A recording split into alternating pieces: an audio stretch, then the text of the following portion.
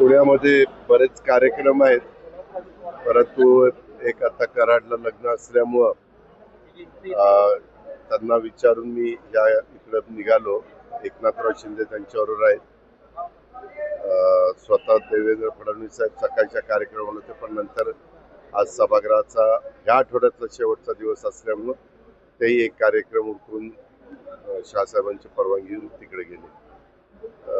लग्न सोहळ्याला चाललेलं. लग्न सोहळा झाला की लगेच परत येणार आणि माझ्या पुढच्या पुण्याच्या दौऱ्यावर मी निघून जाणार. दादा, अमित शहाच्या कार्यक्रमामध्ये उपमुख्यमंत्री एकनाथ शिंदे यांनी जय महाराष्ट्रानंतर जय गुजरातचा एक नारा दिला. त्याच्यावरून वेगवेगळ्या प्रतिक्रिया आम्ही कुठल्या कार्यक्रमात तसं नाही हो. पुण्यातल्या पहिल्या कार्यक्रमाला फक्त अमितभाई शहा साहेबांचं आणि म्हणजे तिथं देवेंद्रजी बोलले, पण आम्ही दोन्ही उपमुख्यमंत्री तिथं बोललो नाही. आणि नंतरचा एक कार्यक्रम होता, अजून 2 कार्यक्रम होते. सिंधी समाज होता त्या कार्यक्रमात जय गुजरात नाही, मला माहिती नाही तो काय. मी नंतर निघूनच आलो ना. मी माझा सेकंड कार्यक्रम मी केला आणि नंतर 2 कार्यक्रम. मी त्या कार्यक्रमाला नव्हतो, मला काहीच माहिती नाही आता त्यांनी काय म्हटलं आणि काय नाही. मी असेपर्यंत तरी तसं काही तिथं झालं होतं असं काही मला आठवत नाही. मुंबईतले एक उद्योजक सुशील केडिया यांनी राज ठाकरेंनी एक आव्हान केले की मी मराठी बोलणार नाही, तुला काय करायचं ते कर जा, अशा पद्धतीचं एक ट्विट केलेलं आहे त्यांनी. त्यामुळे थोडी मनसे आक्रमक. मी आपल्याला सांगू का, आपला देश हा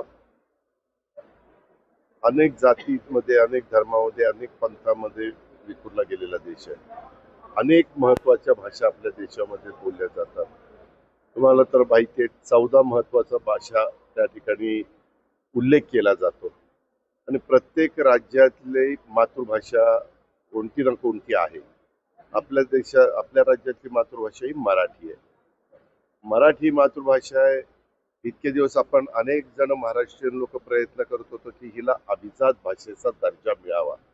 इतर भाषांना मिळाला, परंतु आपल्या मराठीला मिळायला थोडासा वेळ लागला. पण शेवटी देशाचे पंतप्रधान नरेंद्र मोदी साहेबांनी यामध्ये लक्ष घातलं आणि त्यांनी आपल्याला गेल्या वर्षामध्ये मराठी अभिजात भाषेचा दर्जा दिला. आणि आम्ही तर सातत्याने सरकारमध्ये काम करत असलो किंवा जेव्हा नसलो तरी देखील आपल्या महाराष्ट्रामध्ये जो कोणी शिक्षण घेतो त्याला मराठी ही मातृभाषा लिहिता आली पाहिजे, वाचता आली पाहिजे, बोलता आली पाहिजे. अशा पद्धतीनं सातत्याने आपण सांगत आलो. आपण मराठी आता कंपल्सरी पण केलेली आहे. आपण इंग्रजी माध्यमात शिका किंवा इतर कुठल्याही माध्यमात तुम्ही शिका. आपण आता तुम्ही तर कोल्हापूर बॉर्डरला आपण आहोत आणि कोल्हापूरच्या जवळच सीमा भाग जो आहे, जो आजही त्यांना महाराष्ट्रामध्ये यायचं आहे, परंतु तिथं मराठी शाळा आज पण चालतात. परंतु मोठ्या प्रमाणावर कर्नाटक सरकारने तिथं कानडी कंपल्सरी केलं आणि मराठी हे जवळपास तिथं बंद केलं. त्यांच्या राज्याचा प्रश्न येतो म्हणून. परंतु आपण मात्र आपल्या परीनं तिथं असणाऱ्या मराठी शाळांना कशी मदत करता येईल अशा प्रकारचा प्रयत्न नेहमीच आपण ठेवलेला आहे. अनेकांनी त्याच्यामध्ये लक्ष घातलं. मग त्याच्यामध्ये स्वर्गीय बाबासाहेब कुपेकर असतील, राजेश पाटील माजी आमदार असतील, हसन मुश्रीफ साहेब असतील, खूप जणांची नावं घेता येतील. अनेकांनी तशा पद्धतीनं स्वर्गीय एन.डी. पाटील साहेब आज हयात नाहीत, परंतु त्यांनी पण त्याच्याबद्दलचे दिलेले लढे किंवा सीमा भाग निपाणी, कारवार, बेळगाव सहित सगळा भाग आपल्या महाराष्ट्रामध्ये आला पाहिजे ह्याच्याकरता 2-3 पिढ्या त्या बाबतीमध्ये प्रयत्न करतायत. परंतु आता सुप्रीम कोर्टात केस चालू आहे आणि आपण चांगल्यातले चांगले वकील देण्याचा प्रयत्न करतोय. आता तुम्ही जो प्रश्न इथं उपस्थित केलेला आहे त्याच्याबद्दल, आपलं महाराष्ट्रामध्ये मुंबई हे कॉस्मोपॉलिटन शहर आहे. त्याच्यामध्ये अनेक जण देशाच्या कानाकोपऱ्यातनं येतात, राहतात. कुणाच्या अंगामध्ये कला असते, कुणाच्या अंगामध्ये काही इतर नैपुण्य असतं. कोण क्रीडा क्षेत्रामध्ये नाव कमवतं, कोण अनेक वेगवेगळ्या क्षेत्रामध्ये नाव कमवत असताना अनेकांची जर आपण माहिती घेतली तर ते तुम्हाला पाहायला मिळेल. वास्तविक हा मुद्दा आपल्या सगळ्या महाराष्ट्रातल्या जनतेच्या दृष्टीने महत्वाचा आहे. आणि त्याच्यामुळे आपण सगळ्यांना म्हणत असतो की तुम्हाला महाराष्ट्रामध्ये राहायचं असेल तर तुम्ही तुमच्या मुलांना शाळेमध्ये शिकवताना मराठी शिकवलं पाहिजे. ही आपली म्हणूनच मराठी मातृभाषा ही आपण कंपल्सरी तो सब्जेक्ट केलेला आहे सगळ्या वेगवेगळ्या मीडियममध्ये शिकत असणाऱ्या मुला-मुलींच्या करता. आता ह्यांनी कशामुळे हे अशा पद्धतीचं वक्तव्य केलं, काय केलंय, त्याच्या पाठीमागची पार्श्वभूमी काय? कारण मी आत्ता पुण्यावरून आलो.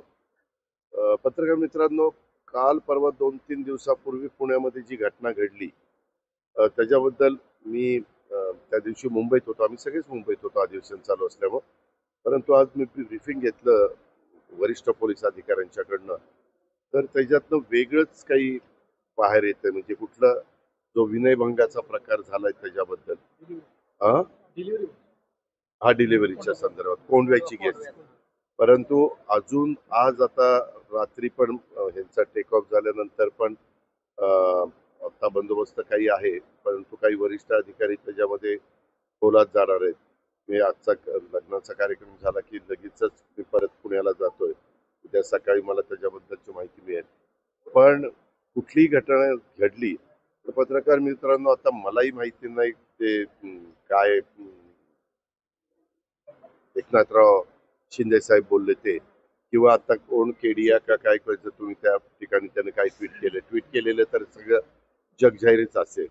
आता त्याला जर उद्याच्याला भाषाच बोलता येत नसेल मराठी, तर तो म्हणणारच ना की मला मला मराठी काही बोलता येत नाही. तोडकं मोडकं मराठी बोलायचं, हिंदी बोलत असणारं तोडकं मोडकं मराठी बोलण्याचा प्रयत्न करतो. पण मराठी या अशा वक्तव्यांमुळे एक एक मिनिट थांबा, एक मिनिट.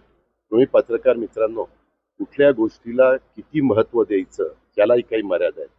तो संविधान, कायदा, नियम बाबासाहेब आंबेडकरांनी दिलंय त्या पद्धतीनं तो आपला भारतीय नागरिक आहे. भारतीय नागरिकाला कुठल्याही भागामध्ये 370वी कलम रद्द केलं. कुठल्याही भागामध्ये जाऊन तुम्हाला तिथं राहता येतं, बोलता येतं, तिथं व्यवसाय करता येतो, जमीन खरेदी करता येते, तो भारतीय असला पाहिजे. आता एखाद्या व्यक्तीने असं दिलं तर त्याला एवढं रंगून काय सांगायचं कारण आहे. त्याच्याबद्दल अजून मी जसं मगाशी म्हणालो की कोंढव्याच्या केसमध्ये लगेच प्रत्येक जण स्टेटमेंट करतं, असं झालं तसं झालं, कायदा सुव्यवस्थेचा बोजवारा उडाला, अमुक झालं. अरे बाबा, त्याच्या खोलात जाणार, नक्की काय झालं त्याच्या खोलात जाऊन आपण बघू. शेवटी तुमच्या माझ्या देशात, तुमच्या माझ्या महाराष्ट्रात प्रत्येक महिलेला सुरक्षितता वाटली पाहिजे, संरक्षण मिळालं पाहिजे. तिला पोलिसांचा पण एक कायदा सुव्यवस्थेवर वकूफ असला पाहिजे. ते व्यवस्थितपणे एक आदरयुक्त दबदबा पोलिसांचा त्या ठिकाणी असला पाहिजे. परंतु कधी कधी बातमी कळल्या कळल्या तुम्ही विचारता त्याच्या मागची, आता मी तरी राज्याचा उपमुख्यमंत्री, मी त्याच्यात थोडे अधिकच्या आता गाडीत बसल्यानंतर माहिती घेतो बाबा नक्की काय झालंय, कसं झालंय.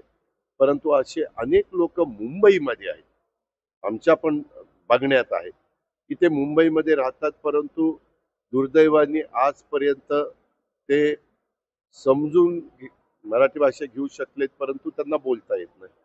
आता त्यांनी ते खरं सांगण्याचा प्रयत्न केला असेल, त्याचा एवढा गवगवा करायचं काय कारण आहे. कितीतरी लोक वेगवेगळ्या क्षेत्रामधली त्यांची तात्पुरती, आता सेंट्रल गव्हर्नमेंटचे ऑफिसर असतात आणि त्यांची ट्रान्सफर समजा एखाद्याची तामिळनाडूतून मुंबईला झाली, तर लगेच तुम्ही म्हणणार तुला आत्ताच्या आता मराठी आलं पाहिजे. अरे पत्रकार मित्रांनो, तुम्ही पण जरा समजून घ्या. शेवटी आपण सगळेजण भारतीय आहोत ही एक भावना मनामध्ये ठेवा आणि त्या त्या राज्यातली भाषा जो त्या त्या राज्यामध्ये राहत असेल, व्यवसाय करत असेल, त्यांनी शिकण्याचा प्रयत्न करावा, इथपर्यंतची अपेक्षा आपण व्यक्त करा. हो का, शक्तीपीठ महामार्गाच्या बद्दल वेगवेगळे मतप्रवाह आहेत. निश्चितपणे शेतकरी वर्गाचा काहींचा विरोध आहे, ज्यांच्या जमिनी जात आहेत त्यांच्या संदर्भामध्ये. त्यांच्याबरोबर चर्चा करून काय मार्ग काढायचा का पुढचा रूट बदलायचा, असे पण साधारण चर्चा चाललेली आहे. तिकडून निघताना तिकडून जास्त कुणाचा विरोध दिसत नाही, परंतु जसा जसा तो आपल्याकडे येतो सांगलीमध्ये, कोल्हापूरमध्ये किंवा नंतर तो खाली जाणार आहे, त्यावेळेस मात्र कोल्हापूरमध्ये सांगलीमध्ये आपला जो लहान शेतकरी आहे, ज्याची पूर्णपणे उपजीविका त्या शेतीवरच अवलंबून आहे, त्या लोकांचा मात्र विरोध आहे. पण याच एअरपोर्टला मुख्यमंत्री ज्यावेळेस आले होते तेव्हा असाही वर्ग काही भेटलेला आहे की आमचा पाठिंबा आहे. आता कुठली नवीन गोष्ट, विमानतळ असू द्या, नवीन सिटी आपण डेव्हलप करतो तेव्हा असू द्या, धरण करतो तेव्हा असू द्या, रस्ते करतो तेव्हा असू द्या, काही जणांचा सपोर्ट असतो, काही जणांचा विरोध असतो. त्यामध्ये आतापर्यंत तुम्हाला आठवत असेल पत्रकार मित्रांनो, समृद्धी महामार्ग करताना पण प्रचंड मोठ्या प्रमाणावर विरोध होता, परंतु तो काही इतका बागायतातनं गेलेला नव्हता. आता मात्र आपल्या भागातनं तो बागायतातनं जातोय. मुळात आपल्या कोल्हापूर जिल्ह्यात, आपल्या सांगली जिल्ह्यामध्ये अल्प आणि अत्यल्प उदार शेतकरी हा मोठ्या प्रमाणावर आहे. त्याच्यामुळे तो पिढ्यानपिढ्या त्याची काळ्या आईची सेवा करतोय, कसतोय, पिकवतोय, मुलाबाळांचा सांभाळ करतोय, त्याचं ते उपजीविकेचं साधन आहे. आणि त्याच्यामुळं त्या ज्यांचा विरोध आहे त्यांना विश्वासात घेतल्याशिवाय पुढची पावलं सरकार कुणाचंही असलं तरी टाकता येत नाही. त्याच्यातनं चर्चेतनं मार्ग काढावा. ठाकरे आणि पवार